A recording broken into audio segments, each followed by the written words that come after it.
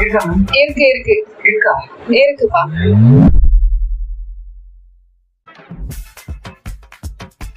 என்ன இருக்குன்னு கேட்டேன்னு பாக்குறீங்களா? நம்ம இஎஸ் ஆர்ட்ஸ் அண்ட் சயின்ஸ் காலேஜ்ல விஸ்காம் அட்மிஷன் போயினே இருக்குங்க. விஸ்காம்ல என்னென்ன கற்றுக்க போறாங்கன்னு யோசிப்பீங்க.